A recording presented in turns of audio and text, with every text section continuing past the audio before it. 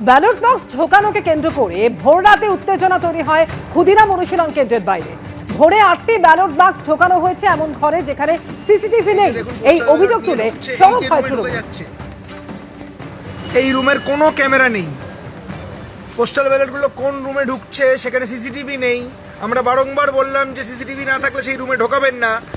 এরা এইভাবে নির্বাচন কমিশন গায়ের জোয়ারি করে এই ডান দিকের ঘরটায়, এই ডান দিকের ঘরে ঢোকাচ্ছে, কিন্তু এই ঘরের কোনো ক্যামেরা নেই। এই ডান দিকের ঘরে কোনো ক্যামেরা নেই। আপনারা বাকি ক্যামেরা দেখুন, কোনো মুভমেন্ট পাবেন না। 30টা ক্যামেরা আছে এখানে ক্ষুদিরাম অনুশীলনী কেন্দ্র। এইখানে ঢোকানো হচ্ছে ক্ষুদিরাম অনুশীলনী কেন্দ্রর মেন গেট দিয়ে। পোস্টাল ব্যালট এই যে ঢুকছে দেখছেন, এই যে ছেলেরা ঢুকছে।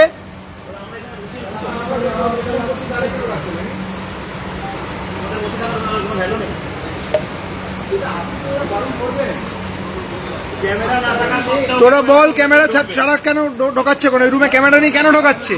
এখানে কথা বলে গেল দুনি। তারপরে আপনি কেন ভেতরে ঢোকালেন?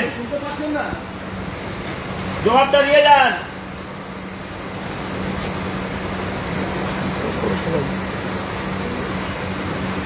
ভোর 4টে পোস্টাল ব্যালট এসছে।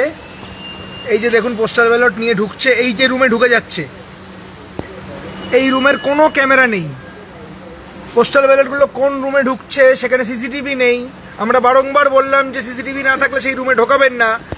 এরা এইভাবে নির্বাচন কমিশন গায়ের জোয়ারি করে এই ডান দিকের ঘরটায়, এই ডান দিকের ঘরে ঢোকাচ্ছে, কিন্তু এই ঘরের কোনো ক্যামেরা নেই। তৃণমূলের দেওয়া এই হচ্ছে সেই ভিডিও এবং তৃণমূলের একেবারে স্পষ্ট অভিযোগ যে রুমে ইভিএম গুলি নিয়ে যাওয়া হচ্ছে এবং রাখা হচ্ছে, সেখানে কোনো রকম সিসিটিভি নেই। এবং ভোর রাতেই 8টি ব্যালট বাক্স ঢোকানো হয়েছে এমন ঘরে সেখানে সিসিটিভি নেই, এই অভিযোগ তৃণমূলের। আর এই নিয়ে ক্ষুদিরাম অনুশীলন কেন্দ্রের বাইরে উত্তেজনা তৈরি হয়। ভোর 4টের সময় পোস্টাল ব্যালট এসছে, যেটা রাত 1টায় আসার কথা ছিল। আমাদের কাছে খবর ছিল 1টায় আসবে, কিন্তু ভোর 4টের সময় পোস্টাল ব্যালট এসছে। আমরা বললাম যে রুমে ক্যামেরা নেই সেই রুমে আপনি রাখবেন না এখন, কিন্তু তারা গায়ের জোয়ারি করে গেট খুলে ক্ষুদিরাম অনুশীলনী মেন গেট থেকে ঢুকে বাদিকের ঘরটায় পোস্টাল ব্যালটগুলো সব রেখেছে। 8টা টিনের বাক্স রেখেছে, কিন্তু ওই রুমে কোনো ক্যামেরা নেই। 30টা টোটাল ক্যামেরা রয়েছে। 30টার মধ্যে 29টা ক্যামেরায় কোনো মুভমেন্ট নেই।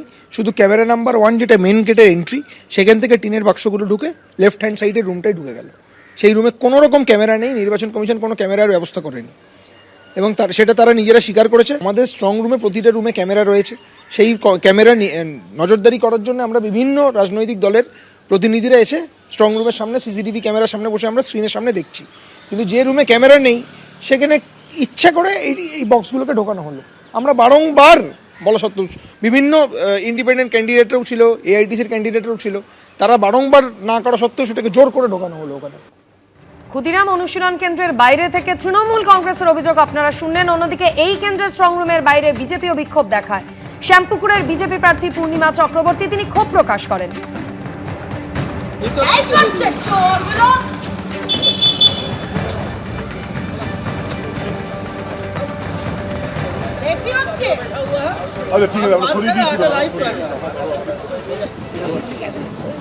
ভেতরে নাটক করবে তৃণমূল, বাইরে নাটক করবে তৃণমূল, আমরা দাঁড়াতেও পারবো না।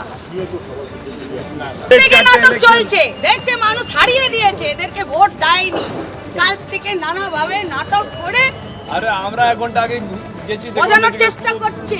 স্ট্রং রুমের গেটের ভিতর থেকে কয়েকজন তৃণমূল কর্মী ফেসবুক লাইভ করছিলেন, তাকে দেখে জয় বাংলা স্লোগানও দেওয়া হয়েছে, এমনটাই অভিযোগ পূর্ণিমা চক্রবর্তীর। আমি একজন শ্যামপুকুর বিধানসভা কেন্দ্রের বিজেপি প্রার্থী, আমি আসতে পারি। তৃণমূলরা বারেবার এসে এখানে হাঙ্গামা করছেন, চিল্লাচিল্লি করছেন, গালাগালি করছেন, স্লোগানবাজি করছেন, কাল থেকে আপনারা দেখতে পাচ্ছেন। কিন্তু আমরা যখনই আসছি এরা উল্টো পাল্টা স্লোগানবাজি করছে। এত ভয় কিসে? এই তৃণমূলের এত ভয় কিসে? পুলিশ প্রশাসনের এত ভয় কিসে? আমরা একবারও আসতে পারবো না? এই চোর তৃণমূল বারে বারে আসবে, বারবার রাউন্ড মেরে যাচ্ছেন। নিজেরা তো সর্বক্ষণ ভোট চুরি করে ক্ষমতায় থেকেছেন। এইবারে মানুষ আপনাদেরকে ঘুমটা চুরি করে নিয়েছে আপনাদের, তাই সহ্য হচ্ছে না। চিল্লাচিল্লি করছে তৃণমূলরা, স্লোগানবাজি করলো, ভেতরে তারা উল্টোপাল্টা কমেন্ট পাস করছে। কেন আমরা আসতে পারি না? পুলিশ বলছে আপনারা চলে যান। কেন চলে যাব? টিএমসি যখন 50টা লোক নিয়ে এসে এখানে চিল্লাচিল্লি করছে, তখন তো কেউ কিছু বলছে না, তাড়াচ্ছে না। বিজেপি এলেই এদের ভয়। এবিপি আনন্দ, এগিয়ে থাকে, এগিয়ে রাখে।